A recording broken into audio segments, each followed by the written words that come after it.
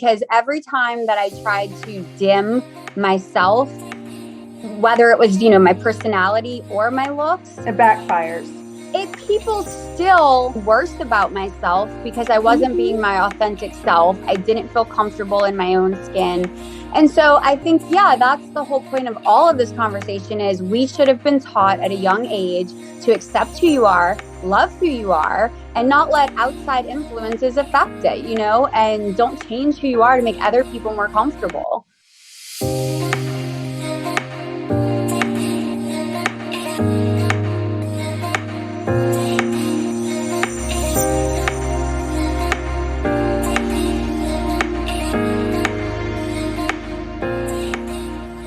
Hello and welcome to Nashville, Misty. I'm so glad you're taking time out of your day to jam with us and get that real life lifestyle intel. I am a local real estate agent, affiliate broker in the Nashville area. I also have several companies and would consider myself a soulpreneur. I am highly intuitive and interested in the metaphysical realm, so there is a lot of energy and different things I'm into. If you'd like to find out more about me, go to mistyperry.com, and if you would like to submit questions, hello@mistyperry.com. I look forward to hearing from you guys. I'm always looking to feature businesses, local people, local entrepreneurs. So if you do think you have something to contribute to the show, I would absolutely love to have you on. If this is your first time listening, welcome. This is a pop culture show where we talk about all things related to lifestyle with a twist of gossip. Yes. So I will be giving you the tea, but we will also be breaking it down, where you should be eating, things you can do to feel better and look better, and we will wrap up the show with a very important beauty tip. So let's get started. On today's show, we are going to interview Ingrid Rinck. She is CEO of the multi-million-dollar producing Sensible Meals. She is also the wife to former WWE star Tyrus. She's been featured on the Dr. Drew show. She is a mompreneur, completely baller. I'm so obsessed with the level of work ethic that this woman has. She is a philanthropist, and she's going to join us today and talk about how she got to where she is today. In Nashville Gossip, I'm going to go over my Thomas Rhett story and how I spilled a drink on him. Oops, sorry, Thomas. And my thoughts on all that. We're also going to go over why is Nashville so secretive? Our shout out of the week is going to be amazing, but let's get started with our quote of the day. So recently I went to Gulf Shores, Alabama for just a little getaway. It's a wonderful place to go if you don't want to drive far, if you don't want to fly. You literally get on one road from Nashville and it takes you straight to the beach. So although it's not necessarily my favorite part of the Gulf Coast, I went ahead and went, and it was amazing. And I did some soul searching. When I go in nature, woods, or the beach, I always do feel my guard is down in a way, and I'm more open to receive from the universe. I absolutely depend on building myself up and being connected spiritually on surviving this life. I think that is increasingly important. And as we talk about with our interview today, there was a period of time where I was really burnt out on church. And I'll be honest, I was really hurt by church people. I think that would be more specific. I don't feel that my story is unique. I think a lot of people have really gotten burnt out by religion, and sometimes that can be really negative because then we're disconnected from our own spirituality. And so I have kind of went on a journey where I really reconnected back with an inner guide, inner knowing. Just having that compass really helps me. And the quote today, I actually came up with this after reflecting on my time away to do some soul searching. And the quote is, "The voice you run from is often the voice you should run to." the voice you run from is the voice to run to. So often our body is giving us clues, and our intuition and our spirituality and everything within us is telling us something, and we stuff it, we numb it, we ignore it. But oftentimes we need to tune back in and we need to listen to that voice within, because our spirituality, source, God, Jesus, who we are connected to, and our own intuition know what is best for us. They can pick up on things that we can't. And when we are constantly looking at social media, having news outlets on, when we are bombarded with images and sounds and ideas and energy from other people all day, oftentimes we can get disconnected from our own source, from our own well-being. And it's important to take time out to regroup and to really plug back into who you are. And if you are hearing messages or you're hearing voices in a good way, and you think, I should really call that person, I should really start that business, I should really tell this person I love them or I forgive them, that could be an inner knowing. So just lean into that this week. Lean into your inner knowing. Trust your gut. Trust your instincts. You know, they've kept you alive thus far. They kind of know what they're doing. So just really, really take a moment, journal, go for a walk. It doesn't have to be a big thing. Often we don't take steps towards spirituality because we feel overwhelmed. Oh, well, I don't want to fast and I don't want to, go sit with the shaman for 5 years or whatever your idea of being spiritual means. But being spiritual can be as simple as taking a deep breath and saying thank you. It can be as simple as journaling your feelings out. It can be as simple as, now the weather is nice, go for a walk and be in nature. And it has been proven that nature actually has a higher frequency. When you're in nature, you're going to feel a little bit better. So if you can combine spirituality with nature, even better. And wait and see how rejuvenated that you feel. Try to do that once a day and let me know how that works for you at hello@mistyperry.com. I would absolutely love to hear it. Our shout out of the week smells so good, and I promise you that you will not regret ordering from this company. Buff City Soap is a plant-based spa bath goodie store. Okay, so think Lush, but think Target prices. Buff City Soap has these unique one-of-a-kind scents, and they give them these really funny names, and my favorite is Narcissist, of course. It smells like cool water, and Bath and Body Works had a baby. I mean, I'm telling you. When we have the Narcissist soap in our guest bath, the smell is very clean, but it kind of wafers through the house. They also have laundry soap. They have all kinds of goodies that you would absolutely love to use in your house. They run random specials, and unlike other high-end spa type stores, these specials come via text. You can curbside pickup, and it's like 4 for $20 or 5 for $30 or something of that nature. So you can really bulk up. You don't have to deny your inner spa girl anymore. Go to buffcitysoap.com, and this is not a paid advertisement. This is all done on my own. And check out their dish soap, hand soap. They're done in these cute little swirls, and you're absolutely gonna love it. And try the Narcissist. Like, try it and tell me what you think. You will not be disappointed. I actually have pictures of some of the soaps and the goodie bag that I bought, I believe last fall, on my Facebook, which is Misty K, Kaye. So I actually have a picture of me with the soap if you want to see it in more detail. I know you do. Okay, the part you all came for, our Nashville news. I'm taking a deep breath because I have a lot to say. So, we've talked about on previous podcasts why there's no real gossip in Nashville. So, if you like to follow celebrity gossip at all, like I do, then you may be interested in understanding Nashville culture and how that relates to celebrity and celebrity culture. So, let's take a step back where celebrity originally was created: LA, Hollywood. In modern day times, that besides New York is where the paparazzi and this whole tribe of early 2000s fan following of knowing all the ins and outs of celebrity life. That was created there.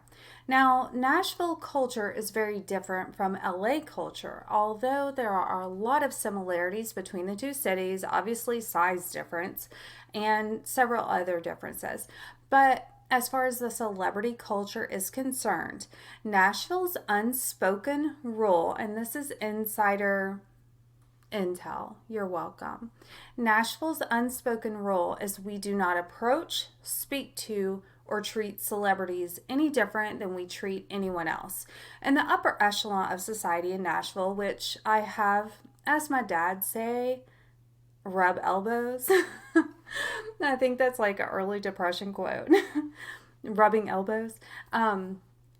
I have been in these parties. As you guys know, I bartended all over Nashville for a lot of different clients and celebrity events for a lot of huge mega record labels and A-list celebrities. I don't date musicians, but that's a whole nother show. We'll get into that later. And I don't date musicians for a reason. But anyway, the rule in Nashville is if you're a celebrity, you can move here and feel safe. That's why people like Justin Timberlake, Kid Rock, I mean, all of these celebrities live here. We have rappers, rock stars, because the people of Nashville, the higher society of Nashville and Nashville at large who are from and raised in Nashville understand and know this rule. You do not talk to them, you do not bother them, you treat them as regular people. And because that has been such a golden rule of celebrity life in Nashville, it has caused the property value to go up. It has caused mass amounts of celebrities to move here because they can move and function like normal. Now, there are cities that celebrities like. I live in one of those, which is Hendersonville, Tennessee, home to Johnny Cash, Kelly Clarkson, Taylor Swift, Chris Christopherson, which I have a great story. I'm starting to share my stories in pieces because I have so many, but my Chris Christopherson story is it's really great. It's wonderful. Hendersonville, it's called the city by the lake, I think is our slogan. But it's very plush, it's on the water and blah blah. Also Franklin is a mega, and when I say Franklin, I mean Leaper's Fort and everything that goes with all of that. Nolensville, Leaper's Fort, Thompson Station, all of that is kind of in that where celebrities would be. I'm not going to name call specifically where certain A-list celebrities live because that's not cool and I would never do that. But those are the general areas that you will find them, either in North Nashville or in Franklin area. But they're also scattered throughout. A lot of bro country singles like to live in places like Germantown, 12th South. Those will be stomping grounds for your just signed a record deal and I have some money to blow. So when you try to find gossip in Nashville, it makes it harder because, which is not a problem, it's a good thing, because it's such a tight-knit community and because this rule has been in place for so long and it's kind of passed down. So when you grow up in Nashville, especially in certain circles, seeing celebrities is normal, it's not a big deal, and you just treat them like normal people. And that is why there is not a lot of Nashville gossip news sites. And there you go. I hope I packaged that nicely. Now for my story of the time I spilled a drink on Thomas Rhett. Oops, I did it again. So the thing with me and growing up with a mom who was a cocktail waitress, and I grew up sitting in bars. You know, my mom had me on weekends sometimes, and I would sit and have Shirley Temples, and people always thought it was funny that there was a little girl in a bar. And so my mom interacted with a lot of celebrities. And so, literally, from the time that my feet could not touch the ground, I've been having conversations or people telling me basically who they are, or I'm so and so. And then I find out later, almost always later, even to this day, I'm so and so. And then that person is really relevant or really famous or something of that nature.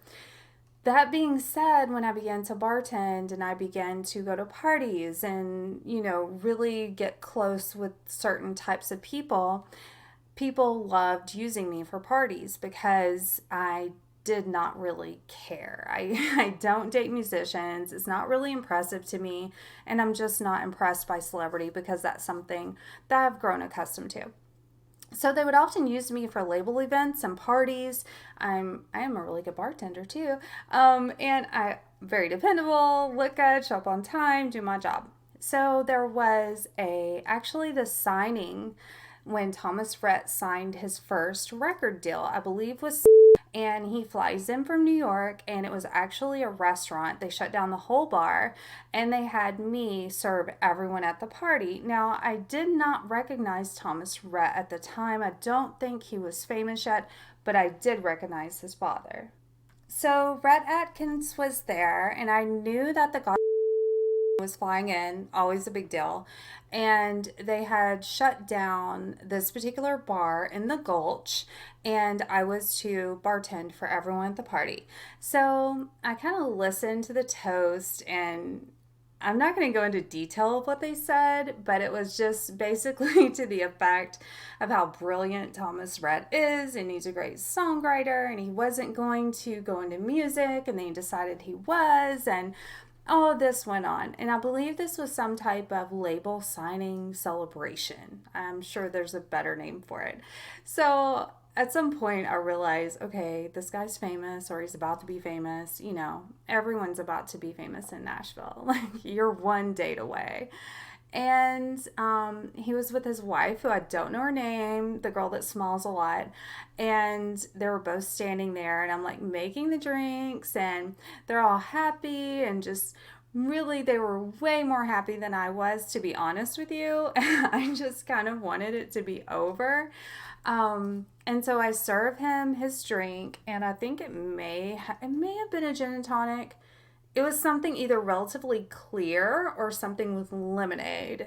I really want to say it was either a vodka tonic or a gin and tonic. So this was at a fine dining bar. I put the napkin under it, and I go to hand it to him. And as I'm going to hand it to him, he puts his hand out, and it like spills all over him.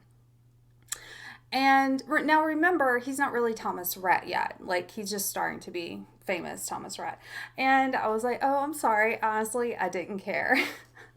I know you think I'm a horrible person, but you'd have to understand what it's like to work on your feet for 16, 18 hours straight with people throwing things at you and screaming at you, and you're sticky. I mean, I was probably happy the first hour of the shift, but this is the end. And then his wife, the smiley one, was just smiling, and I spilt it all over him, and I handed him a napkin. He was like, that's okay. And then I was like, fine. And it was over. So that's my Thomas Rhett story. I do have more details to that, but I'm going to unpack it in little pieces so that you have something to look forward to. Our guest today is the CEO of Sensible Meals, a very successful meal prep delivery system for people seeking to be healthy or to lose weight.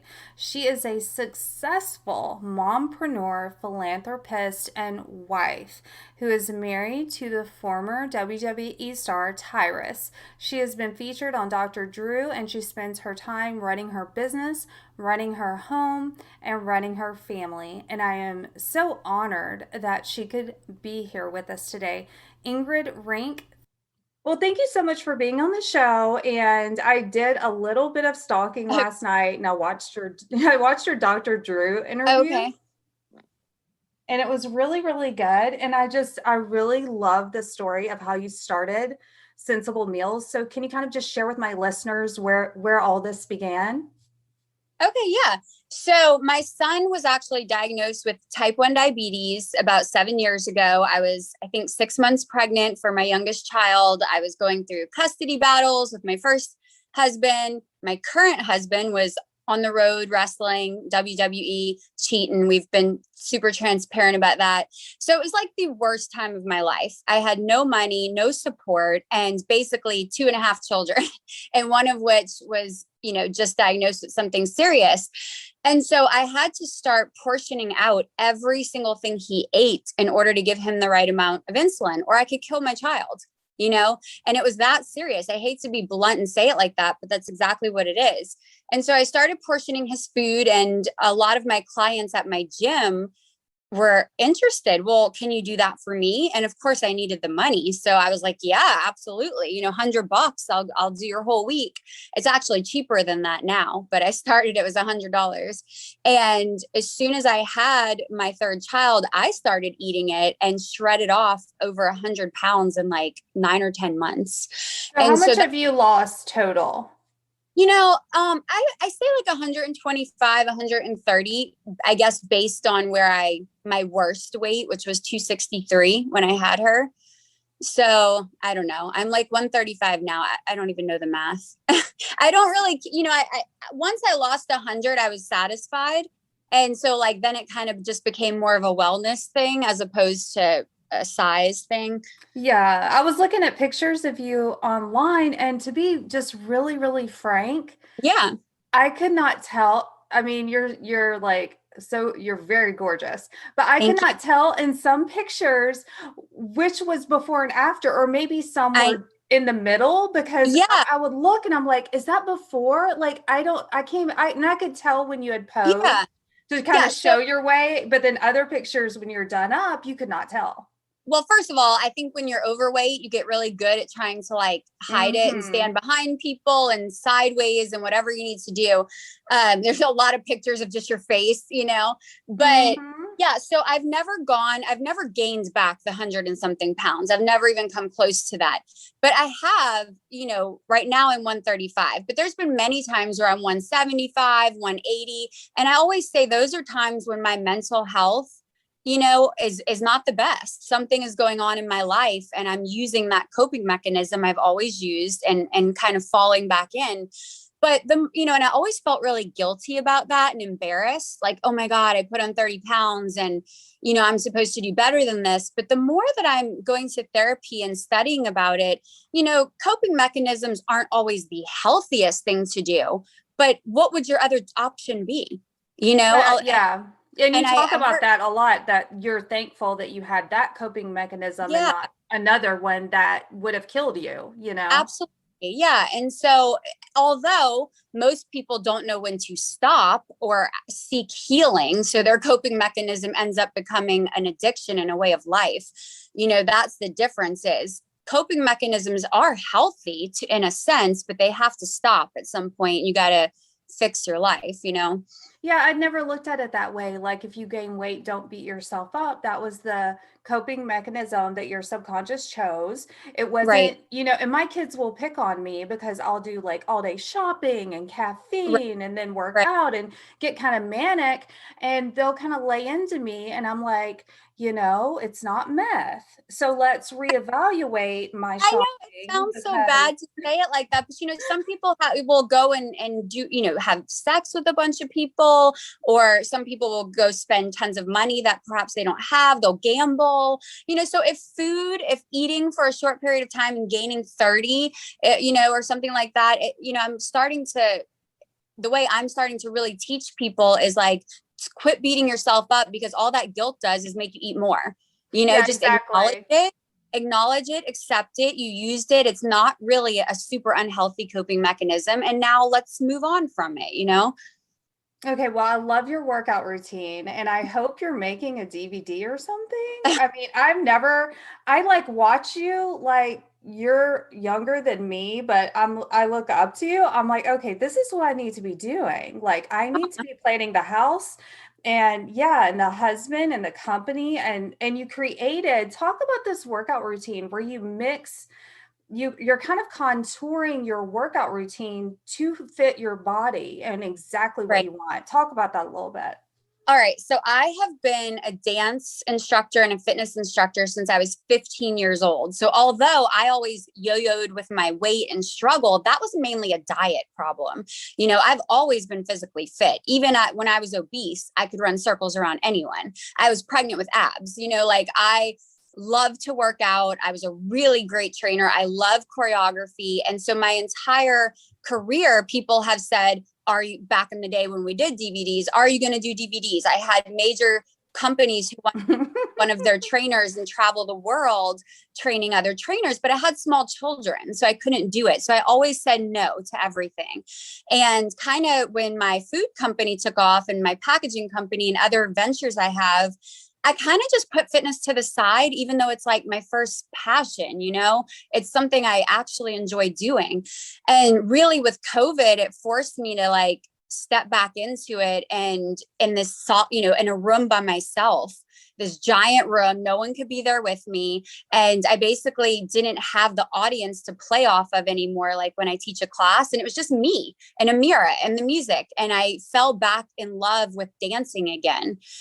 Because when I was teaching fitness, it was a lot of like Pilates and kickboxing and step aerobics and very like structured routines. And you had to do the exact choreography or the people in your class would fall down. You know what I'm saying? Like people, you have an array of, experience when you do fitness classes. Some people are brand new. Some people can follow you easily. So you have to like give them cues and instructions and modifications and break everything down. So yeah, I was great at doing that for them, but I wasn't getting my workout and my mind body connection because I was so focused on them.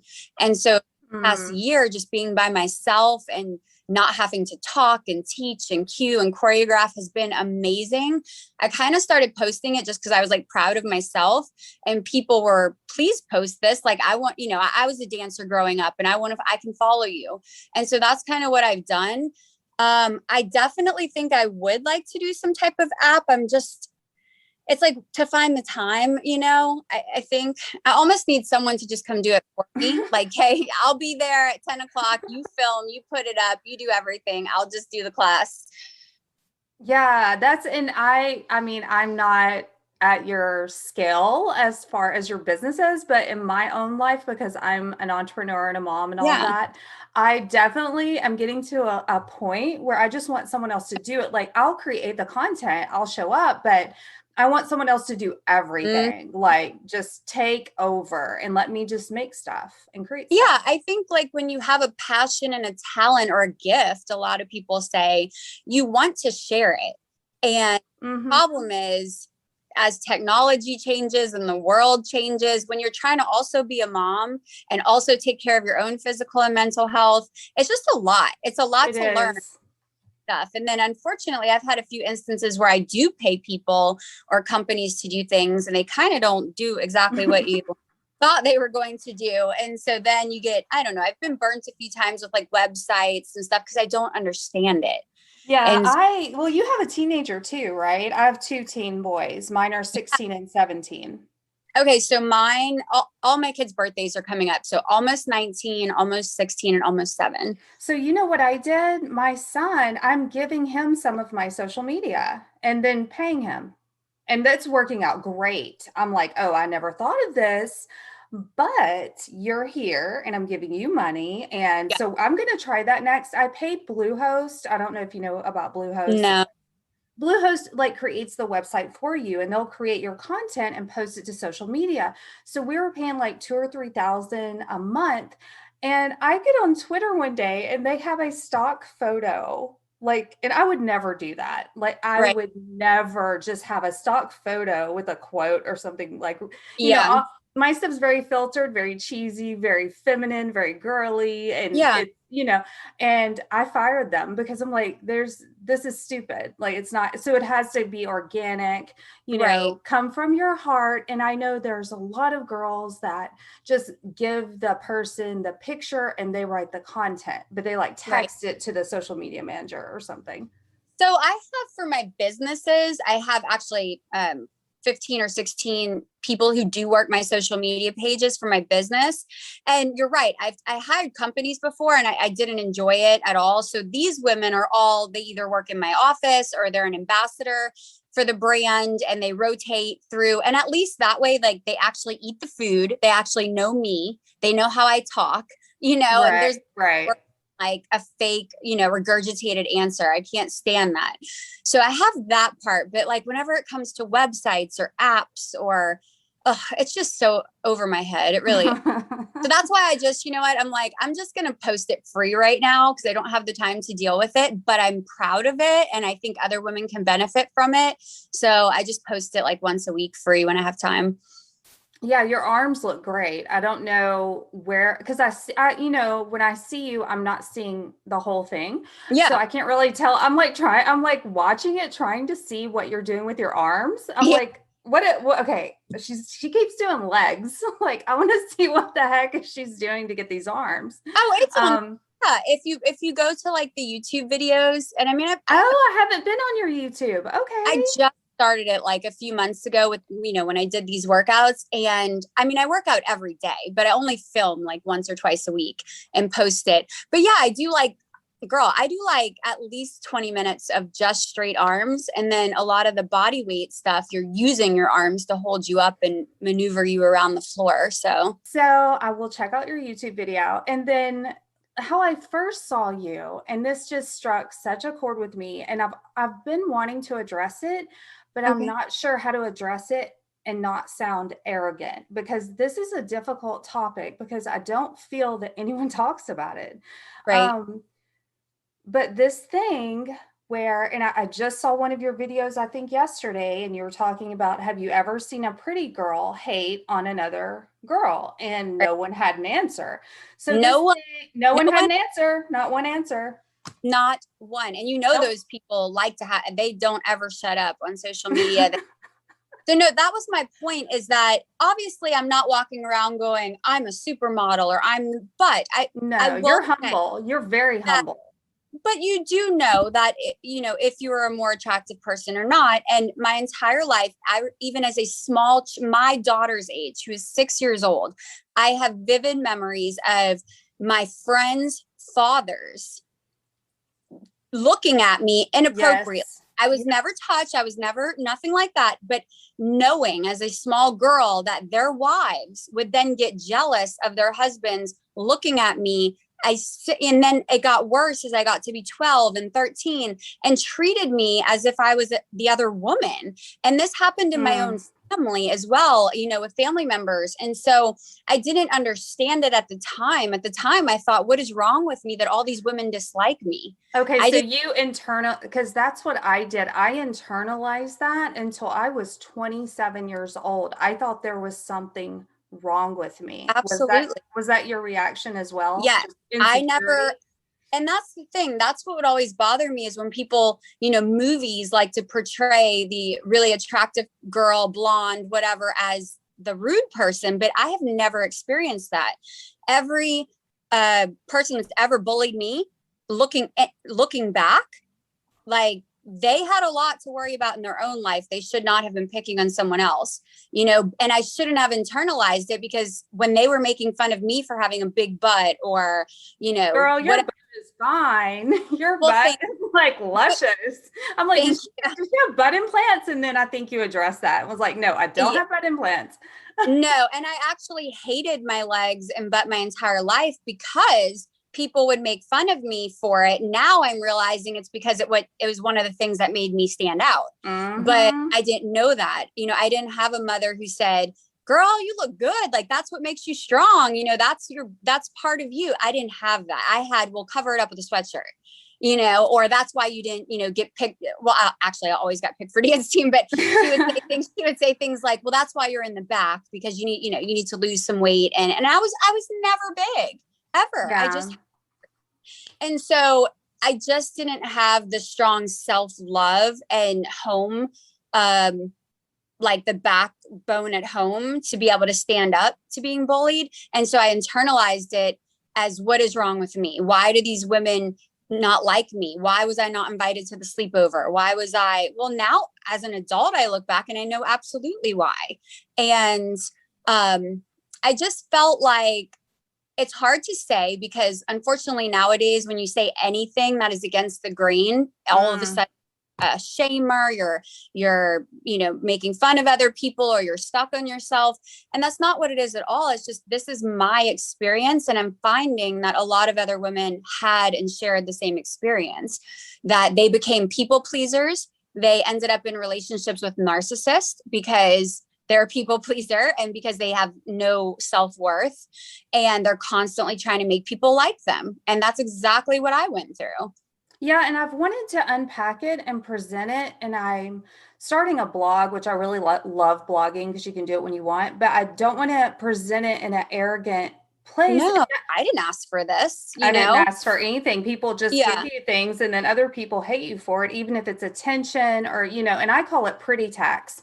There's taxes you pay in life for different things. And yes, people do listen when you're articulate, charismatic, and you look a certain way. You do get people's attention. That is a privilege. And I 100% get that. But people need to also just be aware that there was a cost Oh, yeah. to get there and still be alive. Like you paid for it to get Oh, there. absolutely. Absolutely. And I think, there was many times in my life where I dimmed myself Mm-hmm. physically. I dimmed myself as far as being charismatic and my talents as far as, teaching fitness and dance, because I didn't want people, well, heck, they already don't like me. So if I'm go out there and show all my skills, they're really going to hate me. So I'm serious. Like I literally would, and here's like instances where things happen. So I have two sons from my first marriage. And when we were going through custody in court, my lawyer said to me,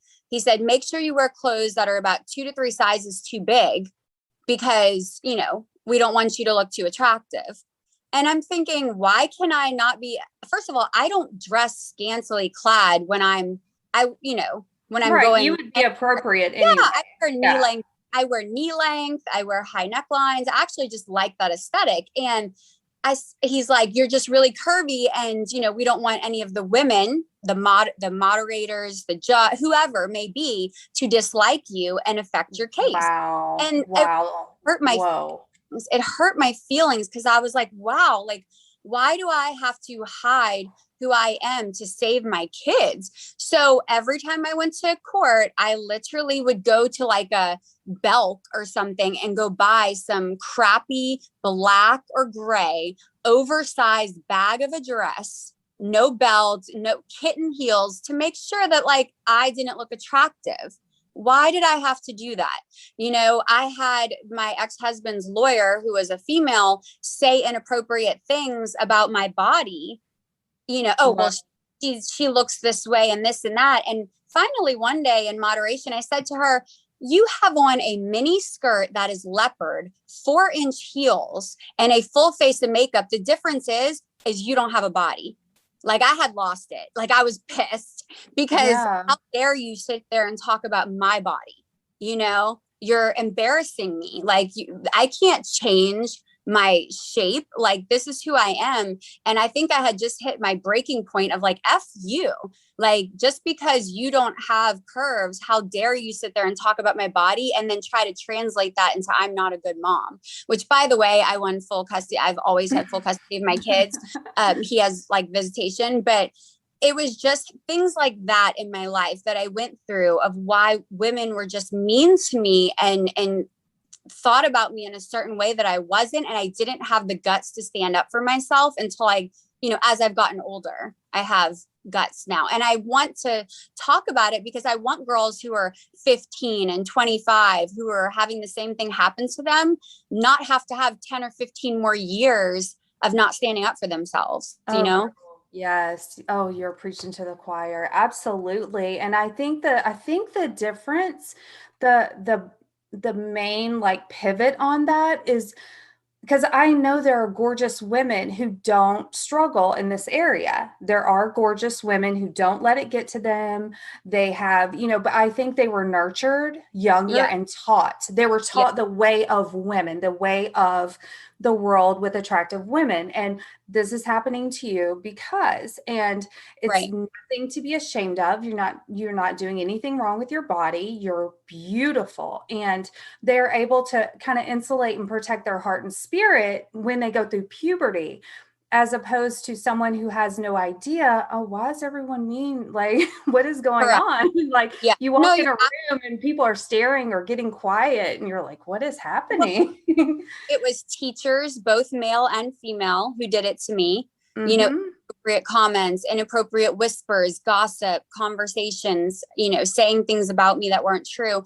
And it really is hurtful. Like, that's the only word I can keep using, is it's so hurtful, because you just think, why does no one like me? I'm a nice person.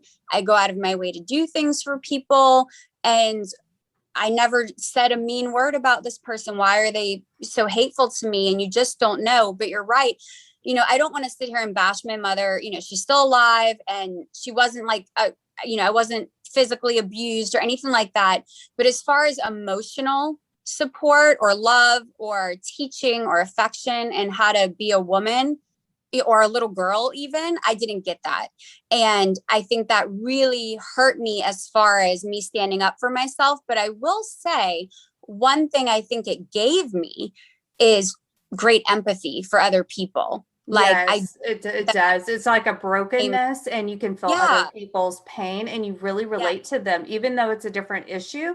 You yeah, that brokenness recognizes it in other people, and you can just exactly. see it in their eyes, and you know exactly kind of what to say because you've lived there. So Right. it's easy to reach their heart because your heart is similar. Right. So in some instances, I'm like so frustrated and upset and like, oh, why didn't my mom just do this? And on the other hand, I'm like, but it made me really great at my job. It made me a really great mom in a lot of ways. So I don't know.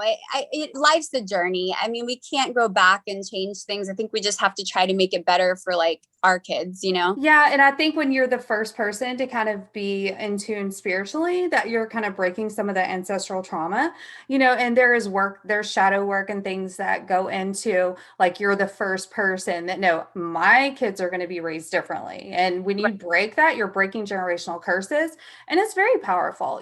So maybe all of that does happen for a reason, just so you're the Right. person to stand up, and say and do something. So I'm still Well, going to play around with the idea on how to share this message. I don't yeah. even know what you would call it, like pretty girl hate or like See, what I know. would No you matter even what call it? Yeah, no matter what you do, you're going to get people, because if they haven't experienced it, then it doesn't resonate with them. Mhm. And they will completely say that that never happened. And You're too sensitive. That's like the big one with me. I remember I was going to be a school teacher for the rest of my life, and this was like a decade ago. And I literally cut my hair into a bob, bought a bunch of cardigans. I was like, I'm just going to be a normal person. Like, I'm giving up on everything. I'm just going to live normally and raise my kids.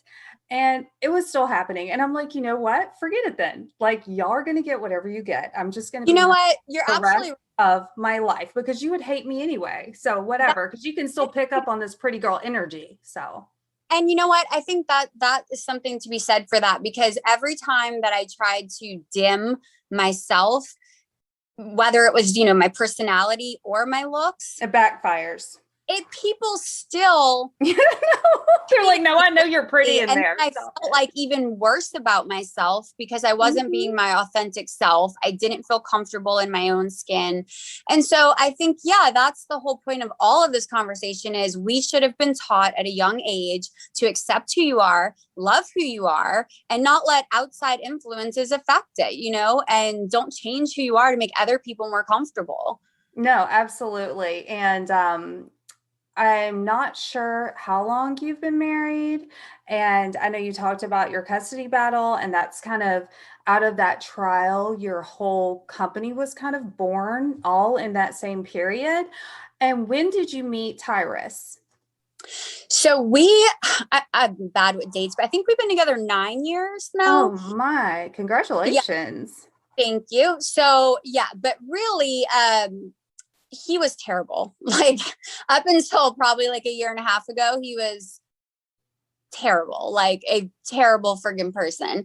But because I had was getting divorced and going through custody, and then I got pregnant, like, I don't know, 2 years into our relationship or something. Even when I started to unravel who he was at the time, I couldn't walk away because I was pregnant and I was going through custody. How am I going to look being pregnant with no baby daddy, and no money? I don't want my other kids taken away from me. So in that sense, I kind of just had to pretend that he was this great guy and I had this great relationship in order to not lose my other kids or my business or whatever. And so it was really terrible several years even after that. He was on the road, he had a lot of his own trauma from childhood he'd never dealt with.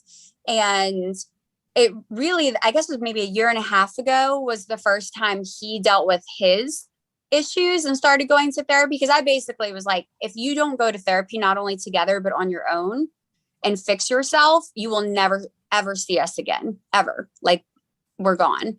And Wow. because he wasn't a good dad at the time either, wasn't a provider, wasn't stable, wasn't present, even if he was physically here, he wasn't here. So I saw people commenting that like he was the provider or something, and then he's like, "No, you don't understand. Like she is the woman." But that's so funny how society just Yeah. like stereotypes. Like, how long have you been working? Like two Right. decades. Yeah. And what's really nice is that with his healing, he doesn't mind even when I'm talking about him negatively, because that's part of my story. That is my truth. He doesn't ever tell me not to, even though it might embarrass him. And that really is another one of the reasons why I've stayed and worked it out, because most men would not do that. They wouldn't say, if this heals you and this makes you better, I'll take the embarrassment. And for him to do that and own it, like, really lets me know that he's changing and wants to be a better person. Yeah, he's doing the work. That now Yeah. this new house. Okay, so are you in like where you're making your videos now? Are you in the new house remodeling? Or are you in another No. house? Okay, because you're building. Tell me about this master bedroom situation. Okay, so when I started building, we did live together, him and I. But again, he was this terrible person at the time. So when I started building, I mean, it's, my house. When I started building the house, I really didn't ask for his input. I didn't care because I figured he might be here, he might not. I had no idea at the time. And so I started building the house, got about a year into it, and decided I didn't like half of the house. I wanted to add on. And so we completely halted construction and revamped the entire thing. And then we started building again. During that time, the past like 2 years, our marriage has gotten better. Businesses, he's been better, his business, my business, everything. And so we really ended up building our dream home and everything we want. And one of the things we realized in our relationship is that we're two very different people. Like, we're best friends and we're together all the time, but I need to decompress at the end of the day. I need quiet. I need pretty and quiet at the end of the day. I like to get up early. He likes to get up late. We're very different in that sense. And so we have this space, and I always tell people, what you listen to, what you watch, what you talk about is the energy you're putting out there. And one of the things that I watch a lot of is history pieces. And a lot of, if you notice, like, history, whether it's a documentary or a movie, they don't share bedrooms. Kings, queens, people that had manners back in the day, like, they had separate rooms and changing rooms and everything. And I just love that idea. I thought it was amazing. Why don't people do that? And It's so, very yeah. regal. It's like very royal and very regal. Is it's why do we have to? Yes, marriage is about compromise and it is about two people coming together, but does that mean that I have to always be uncomfortable and like And not like have in your face all day long. And right? absence makes the heart grow fonder. And when you pull apart like that, I don't share bathrooms or closets with men. I refuse to do Right. that. And people think I'm crazy. They'll come over and like, why do you have your own separate bathroom? And I'm like, I Mhm. don't share bathrooms with men. I Yeah, we just don't think either. it's weird because, In this okay, if you get ready in front of them, where is like the unfolding of the evening? You know, house. I want to kind of like come out like, "Rah, here I am." Yeah, so I'm not like, I don't know if you've ever seen like the Marvelous Mrs. Maisel, that TV show from like, I don't know, the 40s or 50s. No. Well, she literally goes to bed with makeup, and then when her husband goes to sleep, she washes it off. But no, I'm not that bad. But yeah, like we don't use the restroom in front of each other, and we don't, like I just like my own privacy, to my time to do my own things.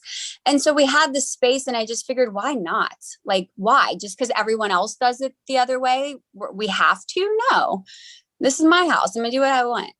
Okay, so the master, okay, just what does it have in it? It has, you said some type of patio, but you used some bougie word I've never heard.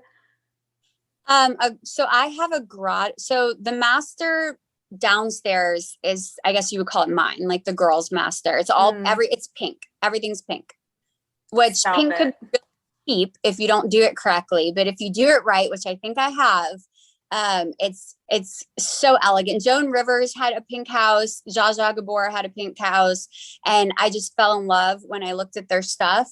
And so it's completely pink. My walls, I have like cherubs and angels painted on my ceiling. I have an outdoor, it's a grotto, but it's an indoor pool area, but it opens up to the outdoors if you want it to.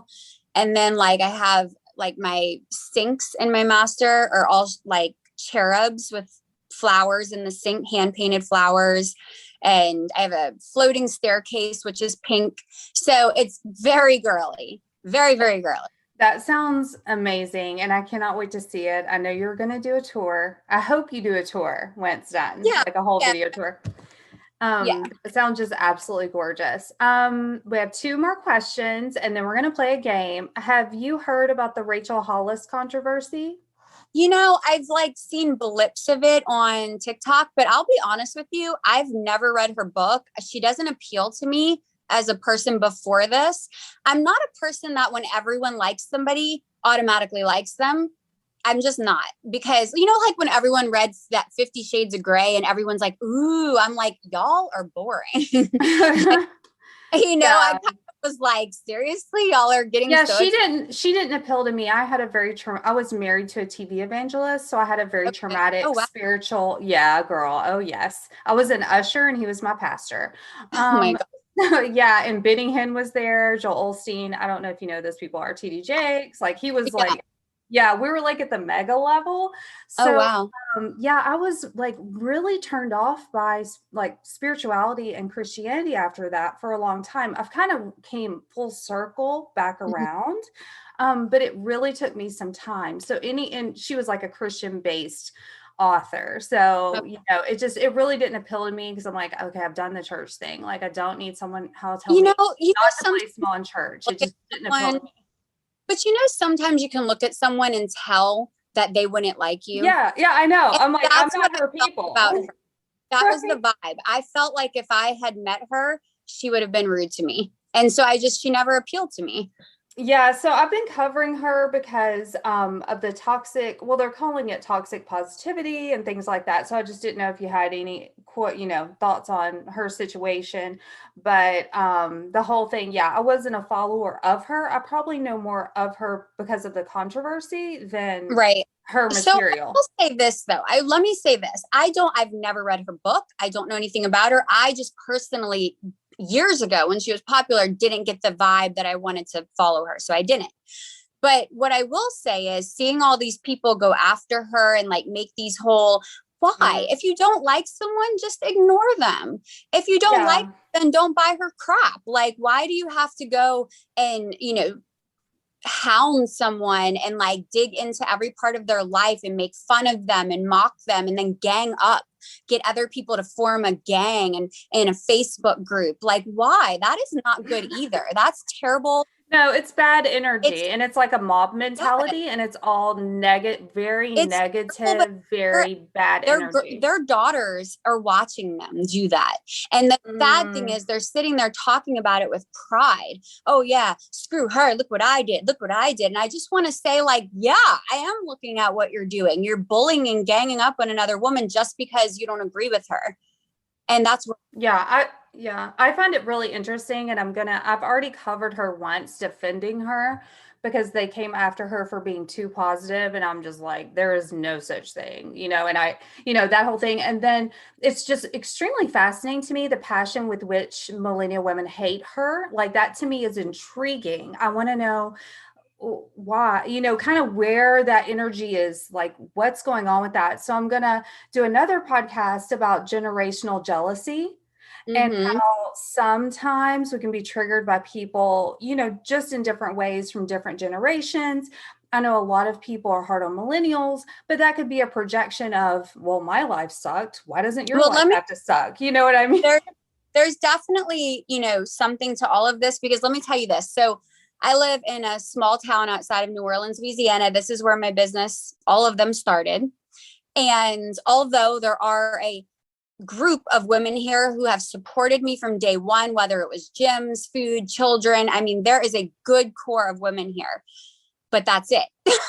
The rest have really treated me like crap the entire time. And I have a national business. It is the largest meal prep company as far as volume goes in the country. And my smallest city that we sell to, the least amount of clients is where I live. Girl, see, and that interests me. And that the People rate, around you yeah, stop supporting you when you are doing better than them. but not Why? if you're a man. See, and that's the piece. That's the core of the Rachel Hollis thing that I want to get to that core. The core is Tony Robbins has probably said extremely similar, and I've seen Tony in person, Yeah. huge fan cult follower of him. Yeah. Oh yes, love him. But he said pretty egregious things. No one's canceling him. So if Rachel Hollis, which I think is her husband, no one would care. I really don't think they would put that much effort in. So, just my interest in it is why does your hometown not support you? And why is that so triggering for women? It's almost this evolutionary, instinctual tearing down of women And that that, it just blows my mind. But women yeah. far away will support you, which is weird. Oh, yeah. And it really is something to it. And like you said, no one talks about it because if you talk about it, then you must be stuck on yourself or they'll say, oh, you're not as pretty as you think you are. Listen, I'm not saying you're the one who's saying that, not me. I'm not sitting here saying, I'm freaking Cleopatra. Like you're the one who is treating me differently and saying that I need to be taken down a notch or that, I'm not as good as I think I am or things like that. I didn't say that to you. I'm not being rude to you, you Yeah. know? Who do you think you are? I hear that one a Right. lot. I hear that Yeah. one a lot. Who do you think you are? Well, if you want to know. But you handle yourself with such tact and such grace, and you're so patient. And I really admire that about you because I'm more of a runaway, flee the situation type person. Like I would just delete it, but you kind of calmly come back, present the information, and we need more of that. Just very rational, like why are you saying this, and let's look a little deeper. And your You know presence what online is so positive is, and it's so different from anything else out there right now. thank you. I think part of it is that my whole life I did back down. I did. I ended up just making myself smaller, quieter. I literally had stifling social anxiety at one point where I would drive somewhere, sit in my car and go home. I would win awards and not go accept them. Literally, I would win like woman of the year, business of the year, and literally send other people in my place because I was so like nervous about the way other women were going to treat me. I couldn't handle it. And so there was a period of time where I really didn't leave my house much for like 2 years. And my weight went up because I just was this like shell of a person because of outside influences. And it's really taken the last year and a half or so of me to start unraveling this like web of why do I care so much about people who I don't even know, or half the time are a fake account, you know, or even if they're a real person, why do I care about their opinion when they're being mean to someone that for no reason, you know, like normal people don't do that. And that goes back to what I was saying is people who are stable and happy, generally healthy, you know, generally attractive, you will never see someone like that writing something nasty to another woman. It just doesn't happen. Yeah. I mean, there's people I don't like or I don't agree with, but I don't go attack them. I just walk away, you know, I keep scrolling. Yeah, and it's so true. And it's almost like if you have a light or a positivity to you, that others, by disliking you in some weird kind of energy way, it's like a reverse compliment. Like they get to attach to that light a little bit. And I'm really practicing on disengaging Yeah. and just but keep going. Like disengage, but don't run away. Just keep presenting and showing up as yourself, and Right. not even addressing it or getting on that level, because then I'll kind of get emotional and go down this spiral. So right now I'm just trying, okay, I don't have to respond to that comment. I can absolutely ignore it. I can block them, I can ignore it, but I don't have to be quiet. I don't Yeah. have to disappear People because you don't like me. Yeah, a lot of people think that if you're like blocking or deleting someone, that you're trying to hide, or like, no, it's not that at all. It's that, you know, I probably have answered you once, you didn't like my answer, and I'm not going to go back and forth with you. You add no value to my life. You're only draining my energy. You're not giving me anything back in return. And you're taking time away from people who actually do like me and want to hear from me, my family, my friends, my clients. And so I am now disengaging and blocking or deleting. You know, Yeah. I don't want something bad to happen to you. I just am not going to do this anymore. And I think with therapy, just starting to realize that you don't have to, whether it's a family member, a friend, like just because, oh, she's been my best friend for 20 years, if she's starting to treat you like shit, that you don't have to stay her best friend. You don't owe them anything. Yeah. Oh, who said this? Okay. It was someone who said advice from wealthy people. And I've really been practicing this energy, and it's so challenging because you'll see how often you give away your energy all day. But Yeah. it's, you do not owe another person anything.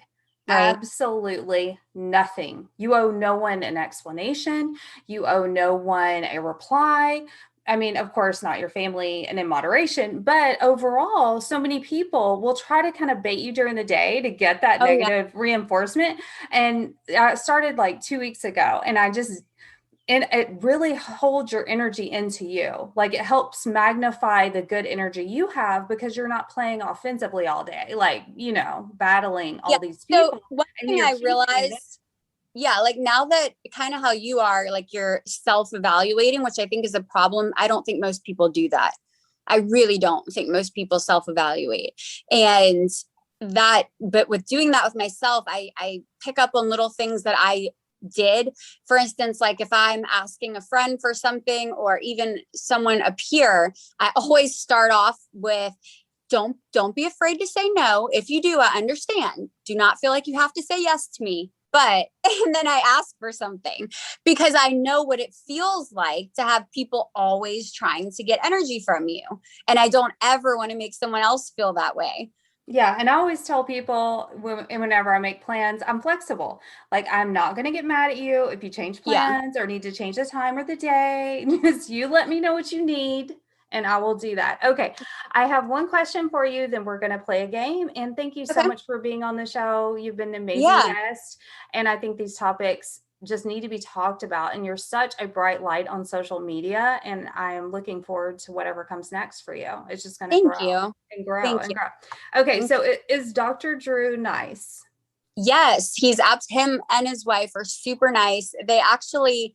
He started doing shows with my husband and they just kind of like hit it off. And so naturally, organically, we just kind of all became friendly.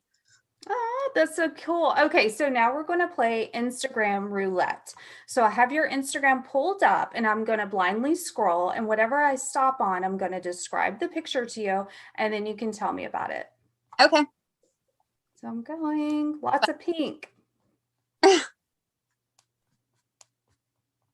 All right. Okay. It is a picture of, I'm assuming this is your daughter in a pink dress holding a puppy. Oh, okay. I think it was like a Cinderella dress. It was like a some kind of princess dress, I think. Is that And your dog? Is it a Yorkie? Oh my gosh, it's so yeah, cute. yeah. So I don't like animals. And I know that's weird because most people that are empaths love animals. I love Earth. I just don't love animals. I'm sure I'll figure it out one day what kind of trauma I had. And so I got the smallest dog with the smallest poop, the smallest drool, the smallest bark, and the smallest everything that I could possibly find. But I will say, this dog, I still don't like her because I don't like animals, but she's actually a very good dog. She house trained very easily. She is very loyal to my daughter. She listens, she plays fetch. Like, she's turned out to be a very good dog. Well, I think it says a lot about you that you allow your children to have animals even though you don't like them. So that Yeah. speaks to your empathy, empathy level. Well, thank you for being on the show. And I really appreciate your time. I hope you have just a wonderful rest of the day. And I will talk to you soon. Yeah. Thank you for having me on. You're really easy to talk to. Thank you. Bye, All right. Ingrid. Bye. Ingrid, thank you so much again for being on the show. And if you would like to find out more about Ingrid Rinck, that's Rinck.